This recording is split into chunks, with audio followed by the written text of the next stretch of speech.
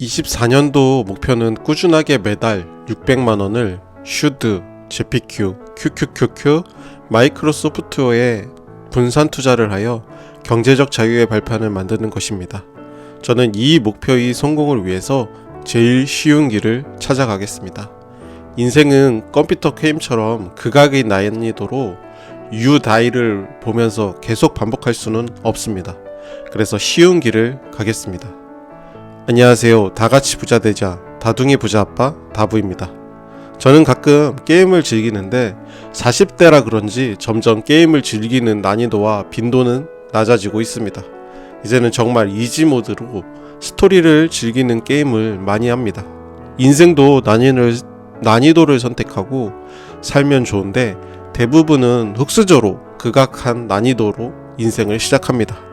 거기에 이전에는 당연하게 여겼던 연애, 결혼, 취업, 출산 등의 난이도는 점점 높아져 가고 있습니다.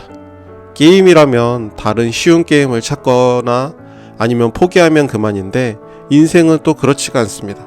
내가 모두를 바꿀 수 없습니다. 다른 나라에 이민을 간다고 해도 어차피 인생에서 겪어야 할 메인 퀘스트들이 있습니다.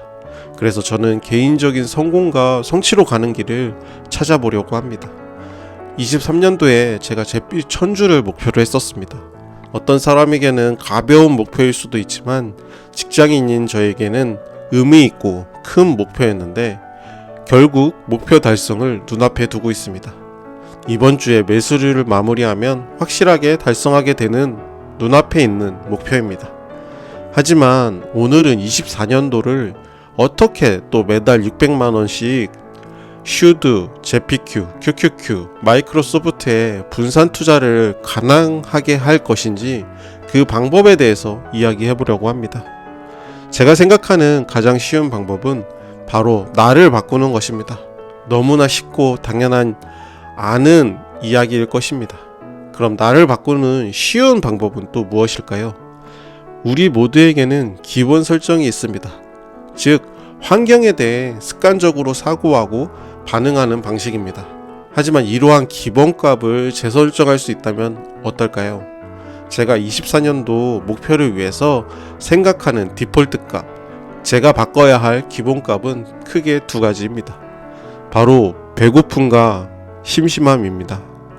배고픔이라고 하면 우리가 갈망과 욕구를 의미합니다. 하루에 몇 번 배고픔을 느끼시나요? 더 중요한 것은 몇 시간 배고픔을 느끼시나요? 우리는 물질적으로 충족한 시대에 살고 있습니다.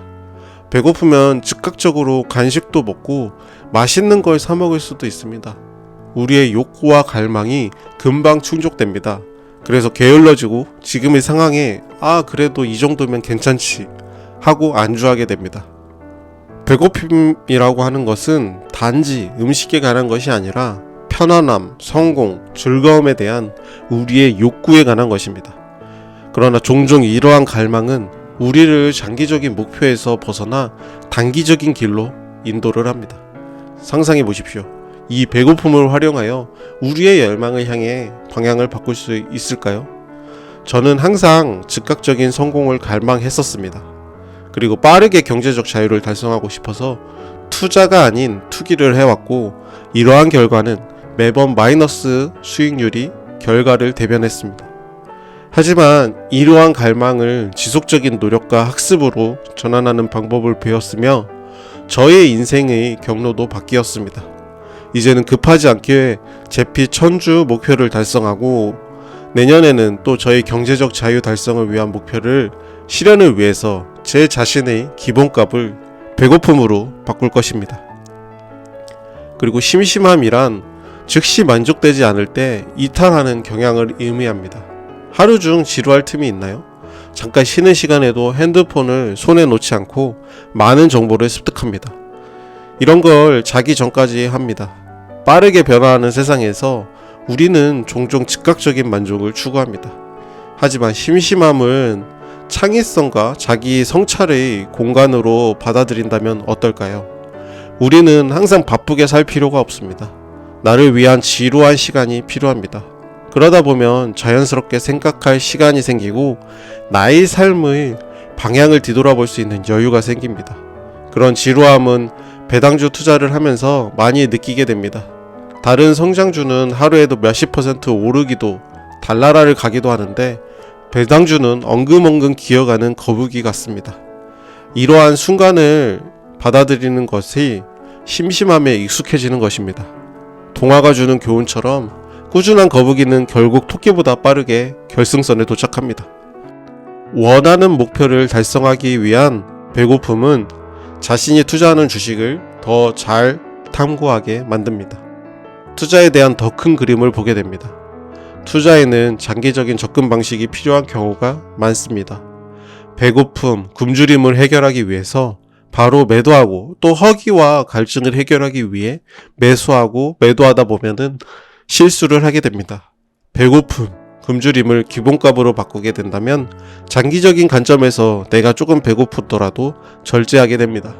그리고 제피처럼 배당을 주는 걸로 본능적인 만족을 즉각적으로 채우는 것이 아니라 대출 재투자를 하게 되어 실질적인 이익은 시간이 지남에 따라서 재투자된 금액으로 복리 수익을 발생합니다.